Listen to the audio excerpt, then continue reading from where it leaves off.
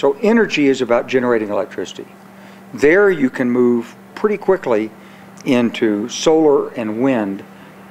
Not only are the costs coming down through better engineering and better scientific development, but also battery technology is improving, so you can store it and feed it into the power grid at the time you need it, not just when it's generated. But on the other hand, there's transportation fuel, and that's mostly oil, and that's mostly imported. And that's what people fight wars about. Mostly they don't fight war about coal, fight about oil.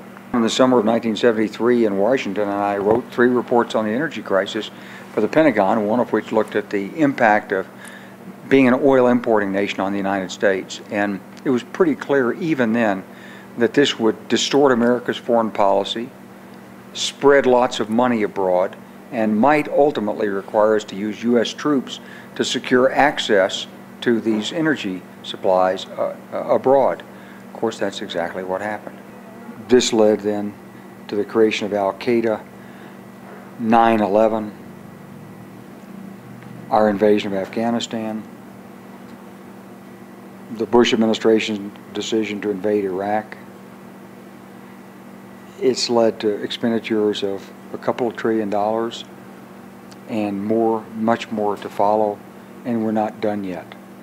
What would you estimate we're spending annually on keeping the oil pipeline open?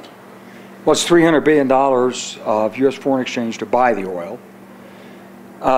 It's another $600 billion in the defense budget. Not all of that is directed toward energy, but you could say that the $150 billion a year we're spending on the wars is certainly about oil, directly or indirectly.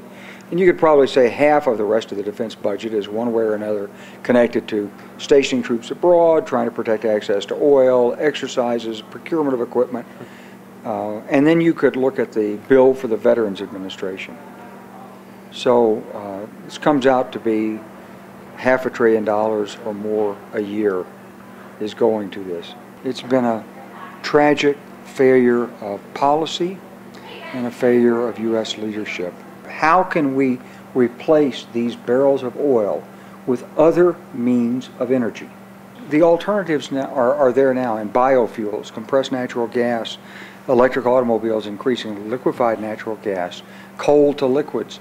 There's lots of different ways to make liquid fuel. So I think that it's a matter of struggle for political organizations. I think it does take the kind of movement that you've talked about. I think you have to mobilize young people. I think you have to, not just young people, but young people in particular. After all, they have the most to gain from the future and the most to lose. And they need to speak up on behalf of these issues because they're going against some very, very powerful forces. Forces of big oil are the most powerful economic forces in the world.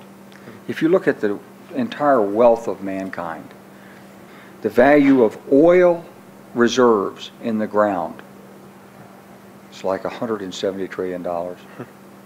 It's the most valuable commodity is currently priced in the world. You're going against people who control those reserves. So this can only be done through a mass movement that overturns the established structure of energy markets. It can't be done in a smooth transition.